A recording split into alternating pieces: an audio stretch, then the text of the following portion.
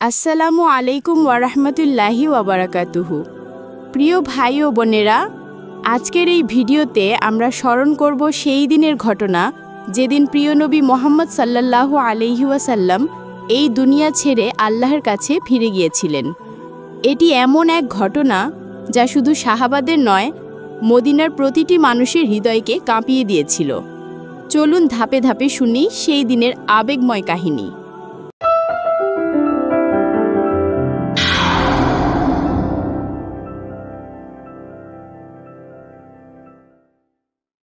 হিজরতের ১১তম বছর, নবীজি বিদায় হজ থেকে ফিরে আসলেন।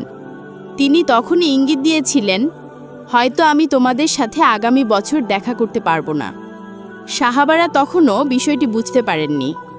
কিছুদিন পর তার অসুস্থতা শুরু হয়। জ্বর আসতো, মাথায় প্রচণ্ড ব্যথা, মাঝে মাঝে তিনি অজ্ঞান হয়ে যেতেন। নবীজি সাল্লাল্লাহু আলাইহি ওয়াসাল্লাম এত কষ্ট পাওয়ার পরও নামাজ ছাড়েননি। একদিন মসজিদে আসার শক্তি না থাকলেও সাহাবাদের বললেন, আবু বকরকে নামাজ পড়ানোর জন্য দাঁড় করাও।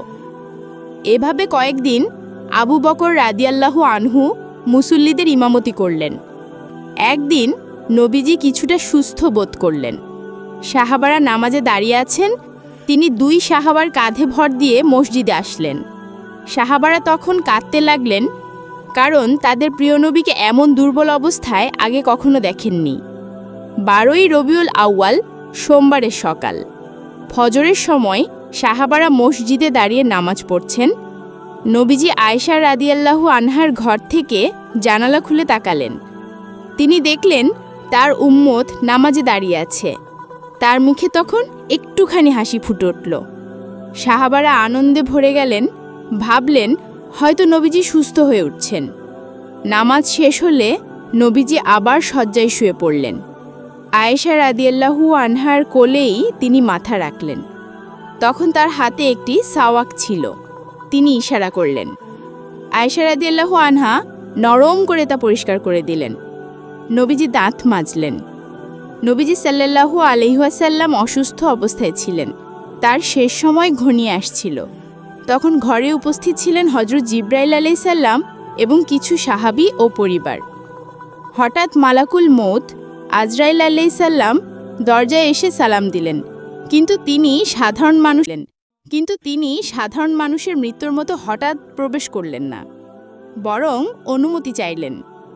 তিনি বললেন, আসসালামু আলাইকা ইয়া রাসূলুল্লাহ, আসসালামু আলাইকা ইয়া আহলাল বাইতিন নুবুওয়া, আমি ভেতরে আসার অনুমতি চাই।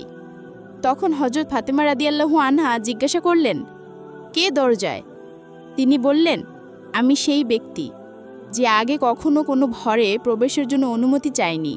আমি অনুমতি প্রার্থনা করি, আমি মালাকুল মউত। তখন ফাতেমা রাদিয়াল্লাহু আনহা কেঁদে উঠে বললেন, ইয়া রাসূলুল্লাহ, মৃত্যুর ফেরেশতা এসেছে। রাসূলুল্লাহ সাল্লাল্লাহু আলাইহি ওয়াসাল্লাম বললেন, তাকে ভিতরে আসতে দাও। মালাকুল মউত, আল্লাহ আমাকে পাঠিয়েছেন, অনুমতি না দিলে আমি প্রবেশ করব না। নবীজি সাল্লাল্লাহু আলাইহি ওয়াসাল্লাম উত্তর দিলেন, হে মালাকুল মউত, প্রবেশ করুন। মালাকুল মউত ভেতরে এসে বিনীতভাবে বললেন, ইয়া রাসূলুল্লাহ, আমি আপনার প্রাণ কবজ করার আদেশ নিয়ে এসেছি। তবে আল্লাহ রাব্বুল আলামিন আমাকে বলেছেন, যদি আপনি চান আমি আপনার প্রাণ কবজ করব, আর যদি আপনি চান আমি ফিরে যাব এবং আপনাকে কষ্ট দেব না। এ কথা শুনে নবীজি সাল্লাল্লাহু আলাইহি ওয়াসাল্লাম নীরবে তাকালেন জিবরাইল আলাইহিস সালামের দিকে। জিবরাইল আলাইহিস সালাম বললেন, ইয়া রাসূলুল্লাহ, আল্লাহ আপনার সাথে সাক্ষাতের জন্য ব্যাকুল। জান্নাতের দরজা আপনার জন্য খোলা হয়েছে, আপনি চাইলে আল্লাহর দিকে চলে যেতে পারেন।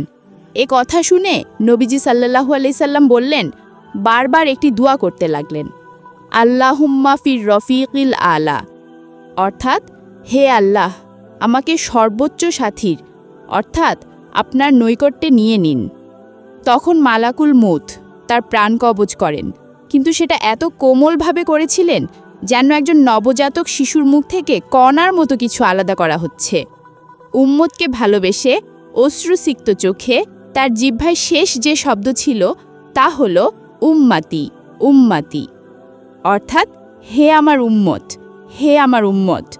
এভাবেই পৃথিবীর সবচেয়ে প্রিয় মানুষ আমাদের নবীজি সাল্লাল্লাহু আলাইহি ওয়াসাল্লাম এই দুনিয়া থেকে বিদায় নেন। সেই মুহূর্তে নবীজি সাল্লাল্লাহু আলাইহি সাল্লাম উম্মতের প্রতি শেষ উপদেশ দিলেন। তিনি বললেন, আসসালাহ আসসালাহ ওয়া মা মালাকাত আইমানুকুম, অর্থাৎ তোমরা নামাজের প্রতি যত্নবান হও আর অধীনস্থদের প্রতি সদয় হও। এটাই ছিল তার উম্মতের জন্য শেষ বার্তা। সকাল থেকে দুপুরের কাছাকাছি মদিনার বাতাসে অদ্ভুত নিস্তব্ধতা নেমে এলো এবং ঠিক তখনই নবীজি সাল্লাল্লাহু আলাইহি সাল্লাম আয়েশা রাদিয়াল্লাহু আনহার কোলেই তার রূহ আল্লাহর কাছে ফিরে গেল। সমস্ত পৃথিবীর জন্য রহমত, মানবতার মুক্তিদাতা প্রিয় নবী সাল্লাল্লাহু আলাইহি ওয়াসাল্লাম এই দুনিয়াকে বিদায় জানালেন। মুহাম্মদ আর নেই, এই সত্য মেনে নিতে কেউই পারছিলেন না। ওমর রাদিয়াল্লাহু আনহু বললেন, যে কেউ বলবে নবীজি ইন্তেকাল করেছেন, আমি তার মাথা কেটে ফেলব। তিনি বিশ্বাসই করতে পারছিলেন না। তখন আবু বকর সিদ্দিক রাদিয়াল্লাহু আনহু মসজিদে এসে নবীজির চেহারায় চাদর সরিয়ে দিলেন এবং কপালে চুমু খেয়ে বললেন, হে আল্লাহর রাসূল, আপনি সুন্দর অবস্থায়ই মৃত্যুবরণ করেছেন। তারপর তিনি সাহাবাদের উদ্দেশ্যে কুরআনের আয়াত তিলাওয়াত করলেন। মুহাম্মদ তো একজন রাসূল মাত্র, তার পূর্বেও অনেক রাসূল অতিবাহিত হয়ে গেছেন। তিনি যদি মৃত্যুবরণ করেন বা নিহত হন, তাহলে কি তোমরা পিছনে ফিরে যাবে? সূরা আলে ইমরান 144। এই আয়াত শুনে সাহাবারা বাস্তবতায় ফিরে এলেন। তারা বুঝলেন, হ্যাঁ, প্রিয় নবী সাল্লাল্লাহু আলাইহি সাল্লাম ইন্তেকাল করেছেন। নবীজিকে আয়েশা রাদিয়াল্লাহু আনহার ঘরে দাফন করার সিদ্ধান্ত হলো। 3 দিন ধরে সাহাবারা তাকে গোসল দিলেন, কাফন দিলেন। কেউ ইমাম হয়ে জানাজা পড়ালেন না, বরং দলবদ্ধভাবে সবাই একে একে তার জানাজা পড়লেন।